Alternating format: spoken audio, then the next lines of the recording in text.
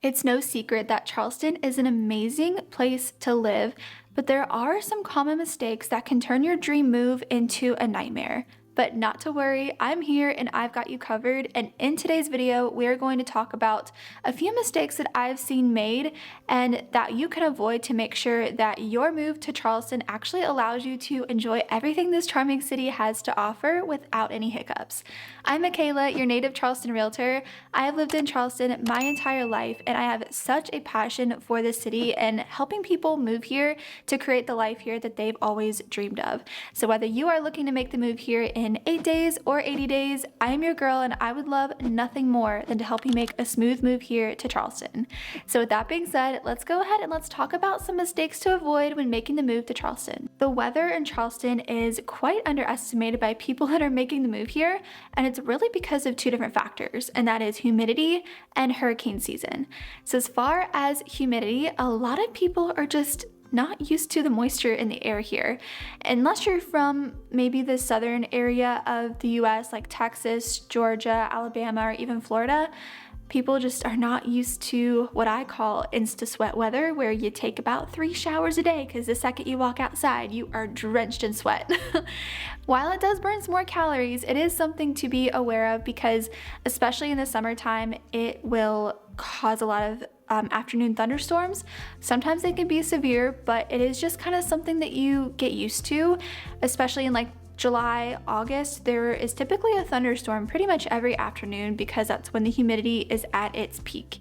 And as far as hurricane season, so hurricanes are not something to be scared of, but it is something to be aware of and informed about. I do have an entire video on how to properly prepare for hurricanes, and I will link that up above. But especially if you're from an area where you don't normally have to worry about them, it is something to educate yourself on. And again, that video covers all of that, but that is just something that adds to a little bit of our unpredictability here to our weather here in Charleston. But overall, aside from those two factors, the climate here is incredible and it's something that a lot of people flock to, especially those who are from the north, because very cold, snowy, and intense winters is not something you're gonna see here in Charleston. Another mistake to avoid is to not consider your flood zone. Charleston is below sea level. So if you are buying in Charleston, you really want to make sure you find out what flood zone your house is in or neighborhood is in. And if you're looking to move to a certain neighborhood or you currently live in Charleston and you aren't sure whether you're in a flood zone or not, please don't hesitate to reach out to me. I'd be happy to help you figure that out. But you really want to make sure you have the proper insurance in place in case anything were to happen. So there are different categories for flood zones and they range from the highest risk to the lowest risk. So the highest risk categories you'll see are zones A and V. The moderate risk will be zone B and zone X shaded, and then the lowest is going to be zone C and X unshaded, which typically in those you don't have to have flood insurance, but you always want to check and make sure. There are subcategories within each of these categories, but these are just kind of the overall risk assessment that you'll have an insurance company look at. Not researching your neighborhood or community can get you into a kerfuffle if it's something you don't really like and you end up buying there. So make sure that you explore the different neighborhoods and do your research on different areas of Charleston because they do all offer something different. They all have their own vibe, and you really want to make sure that where you're investing into actually aligns with you and your lifestyle. So whether you're looking for more of like the bustling city-like energy in downtown Charleston or more of like a charming, relaxed beach town in Mount Pleasant, you really want to visit these areas of town different times of day. You want to look at their schools, the parks. You also want to make sure that you're in close proximity to the things that you enjoy. If you love to shop, you want to make sure you're close to some good shopping. Or if you love to, go to workout classes, are you close to a lot of workout classes? Do you love the beach? Do you want to make sure you're within 20 minutes to the beach? So you really want to make sure you do your research on these areas and your neighborhoods because only you know what it is that you prioritize and that you look for in a certain area, so you know where to invest your time in, because it would be horrible to buy a home in an area and find out that it's like way far away from the things you want to be close to, or it's not the vibe that you align with. So making sure you do your research is incredibly crucial. It's kind of like when you buy a car, you know, you do all the research on the car, you watch videos on it, you read up on it. It's the same kind of thing. When you buy a home, you want to read up on the neighborhood and do your part as a buyer and make sure that it's actually the decision that you want to make. Now, again, I have been here my entire life, so I am here if you have any questions about any area of Charleston. I've seen them all grow and evolve so much. So again, if you have any questions, I'm here and I'm happy to answer any of them. Do not overlook traffic patterns. Now, traffic is something you're gonna have to deal with anywhere you go, but especially in a desirable city. So before you make the move, make sure you look at the proximity to where you have to go to work and maybe put it in Google Maps, Apple Maps, Waze, whatever you prefer. I know everyone has their own opinion on their map apps. I know I do. And just see the alternative routes to your work and how long the main route would take. I always love to advise my clients whenever they're looking for a home. If they find one that they really love, we always look at the different alternate routes they could take. We look at how long the main route would take, because it is something that's going to be in your daily life, and it's just not going to be fun if you have to drive an hour to and from work every single day. It's just not. Which Charleston does have its own rush hour, but you'll be able to gauge the traffic patterns even more. And again, if you have questions on that, I've gotten so used to like when to go certain places and when not to go certain places. So if you have a question about a particular area, again, I'm your girl.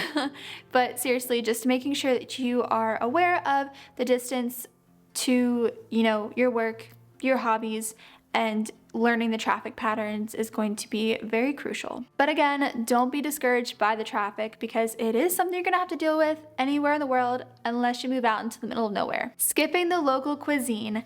Do not get trapped in just going to chain restaurants here in Charleston. We are a food city and we have so many mom and pop businesses and locally owned restaurants that are amazing. One really cool idea that I heard recently is to do like an alphabet tour of the restaurants. So starting at a restaurant that starts with an A, and then the next one starts with a B, and the next one starts with a C, and so forth.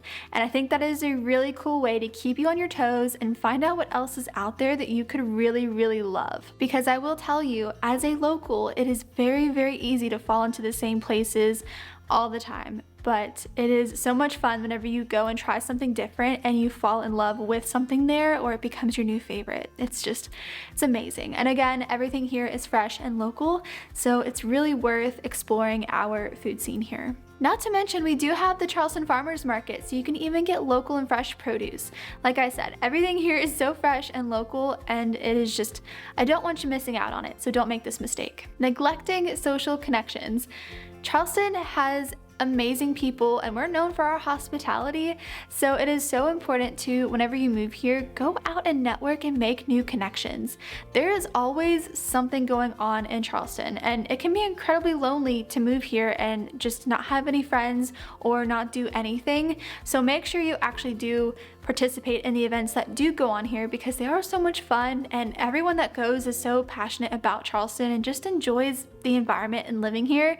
So it's really great energy to be around. We always have festivals or concerts, local events like the Strawberry Festival, the Pumpkin Patch, Second Sunday, Spoleto, the Southeastern Wildlife Expo. There's beach yoga, there's oyster roast, there's literally so much to do all of the time, so you don't have any excuse to not get out there and go make some friends. Also, make sure you explore Charleston's history. Go to Charlestown Landing, go visit the Angel Oak. Just take a stroll through downtown and read the historic plaques on the buildings. There's so much here and everything has a story, and it is only going to help you get to know the city even more and appreciate it even more, because I honestly feel like in every nook and cranny of this city, there's a story to be read about there. Do not underestimate the cost of living. We all know that cost of living has gone up recently, but Charleston does come with a price tag but that's because it offers so much.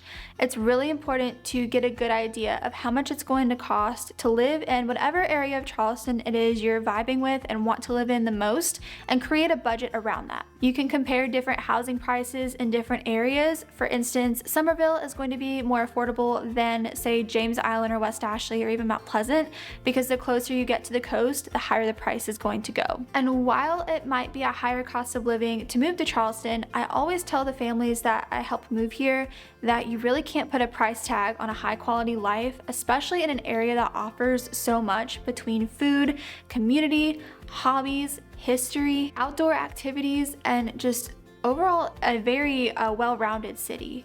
And not to mention, you're only a short flight away from New York or Miami, or even a short drive down to Orlando or Atlanta or Charlotte or even Jacksonville. So you really are in a centralized location, and not only does the city offer so much, but the cities around it have so much to offer as well. So those are a few mistakes to make sure you avoid when making the move to Charleston. I really hope this video helped you out and you found some value in it.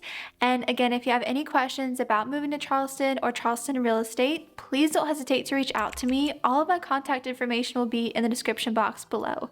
So again, thank you so much for watching, and I will see you in my next video. Bye. The light is fading fast. From this old town we gotta go. Our bags are packed, so what we waiting for? There's no point in delaying what we both already